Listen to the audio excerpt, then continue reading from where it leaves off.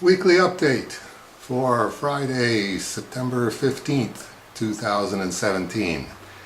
And I would like to thank the publishers at Tomorrow's Publishing who sent along my contributors' copies of Kirby 100.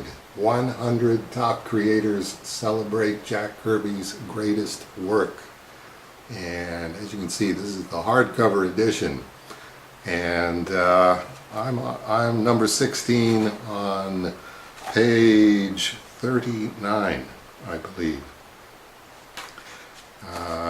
Dave Sim talking about Boys Ranch.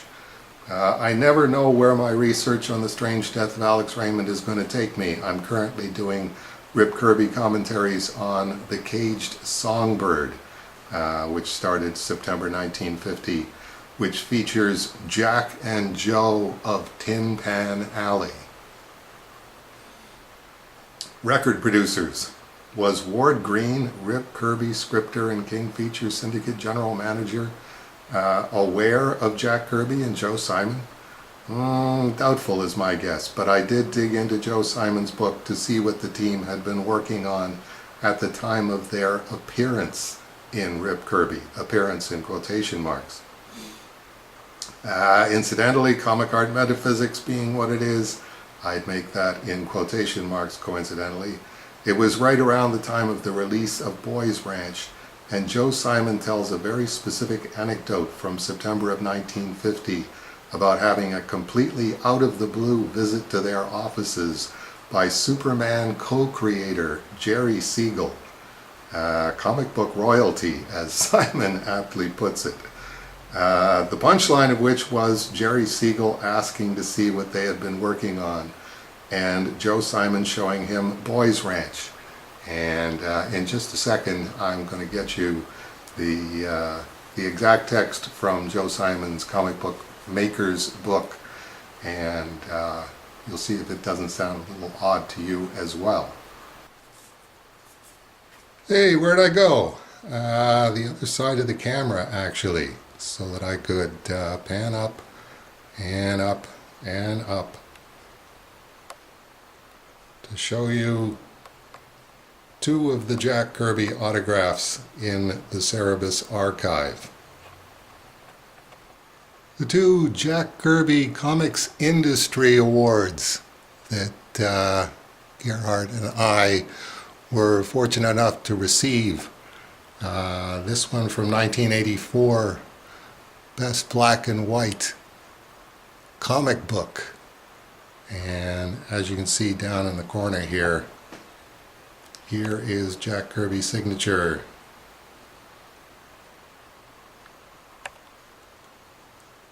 As inspiration and benefactor. And then we were lucky enough to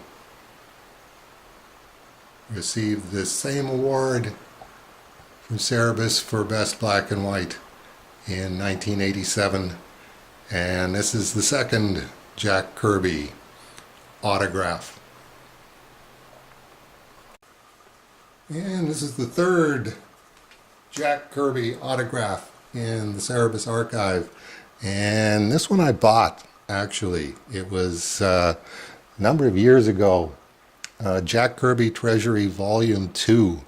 The hardcover edition of that, and that was published by Greg Theakston, and I just happened to find a copy at the Beguiling, and it was, as far as I was concerned, pretty reasonably priced for a book with Jack Kirby's autograph in it. I think it was like $30 or something like that. This was back in the 1990s when Jack Kirby was not quite as well thought of as he is now. So this came with this tipped-in plate autographed by Jack Kirby and Greg Theakston, number 66 out of 450 copies. And as you can see over here, this is a tear sheet out of one of the Heritage Auctions catalogs. This is 3 Boys Ranch splash pages so that if I end up using the anecdote in The Strange Death of Alex Raymond, I will have 3 good sharp reproductions to refer Carson Grubaugh to. Here, Carson, do this splash page. And the I Was a Pickup splash page from a Simon and Kirby romance comic. Tony Benson is the character's name, and I've still got the photocopy of that in my copy of Greg Theakston's book that I photocopied out of there for Strange Death of Alex Raymond as an illustration of cartoon realism. The Milt Caniff School, which I've christened cartoon realism, and using Jack Kirby and Will Eisner and Joe Kubert as examples of cartoon realists.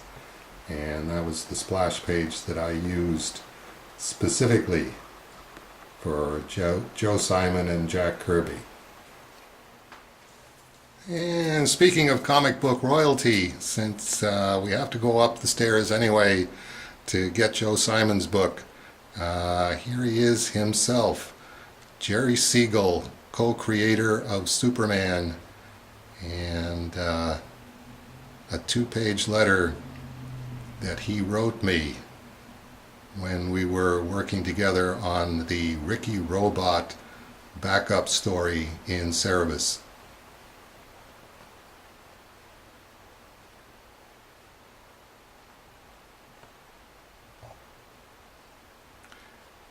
And right above that, the original artwork from an early page in Judenhaus, where I had drawn all of the Jewish comic creators who would have gone to the gas chambers had they not lived in North America. And that's Will Eisner in the middle there, Jerry Siegel on the right, Joe Shuster on the left, and sure enough, Jack Kirby and Joe Simon behind him on his left, and Stan Lee on his right. And just over from there on the stairs is a picture of the only time that I met Jack Kirby.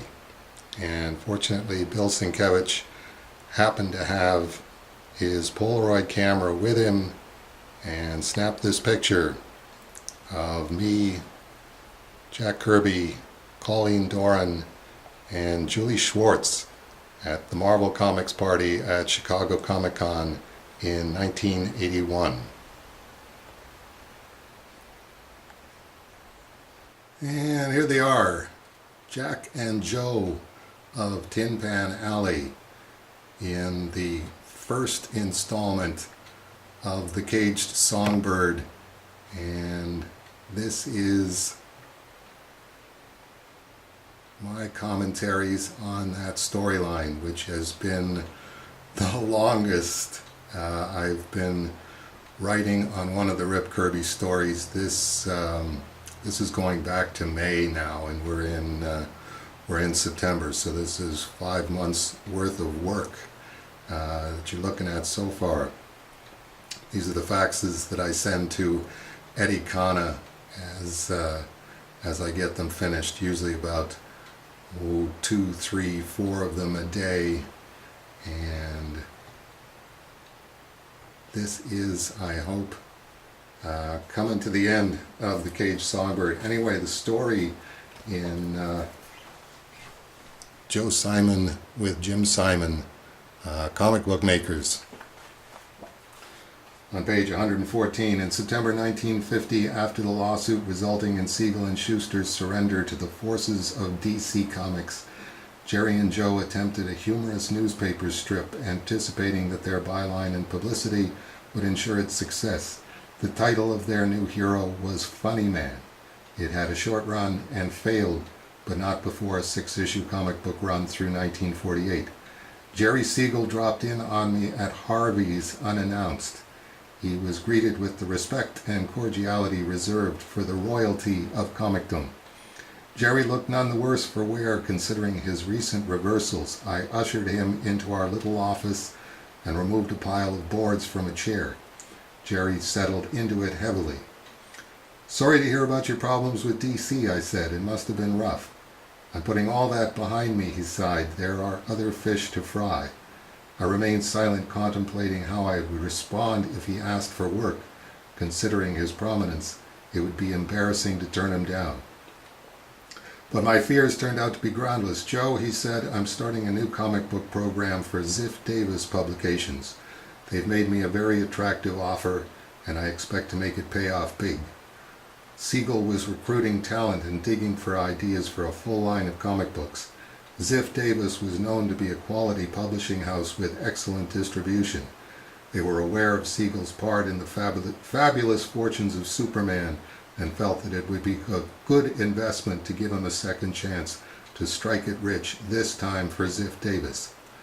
"What about Schuster?" I asked. "We'll find work for Joe if he wants it," Siegel replied. "I'll be the editor and part of management. Frankly, at this point, Schuster's not involved."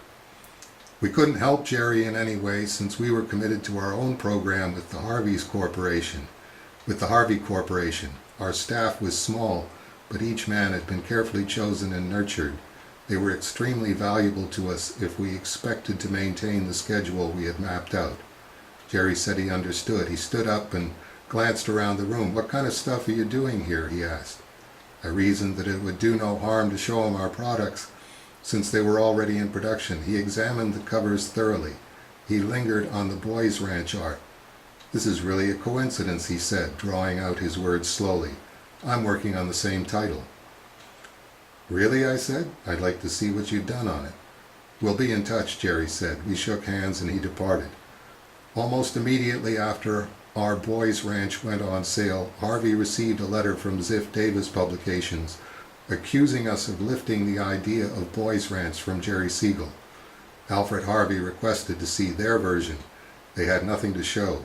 The matter ended there.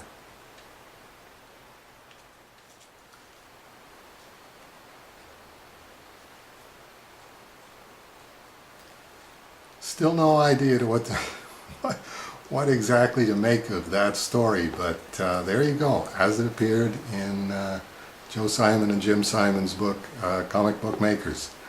So I was curious, this is one of the limited hardcover copies.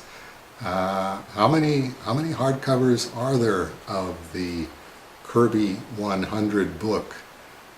The reason that I was curious is because I'm going to be auctioning my copy of the hardcover, and I will be signing it and personalizing it to whoever wins it on eBay.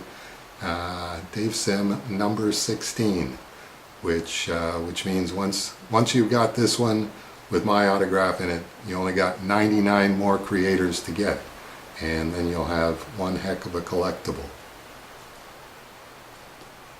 So I called the nice folks at Tomorrow's Publishing and left a phone message asking how many of these hardcovers are there, because I'm going to be auctioning mine off. And I got a phone message, geez, not even 20 minutes later. First saved message. Hi Dave, it's John Morrow at Tomorrow's Publishing returning your call. I'll give you the info there. Those Kirby 100 hardcovers were limited to exactly 1,000 copies. So they're not numbered, but there were exactly 1,000 copies. So thanks for being a part of the book. We appreciate your contribution, and if we can help you with anything else, please let us know. Take care. Bye-bye. Okay, not really sure how many of those they're going to have left. If there's only 1,000 copies, 999 including this one. So if you want to head over to the tomorrows.com website and see if you can pick one up over there, go ahead. And if you're interested in bidding on this one, we'll take a closer look at it next week for the September 22nd update. Hope to see you then.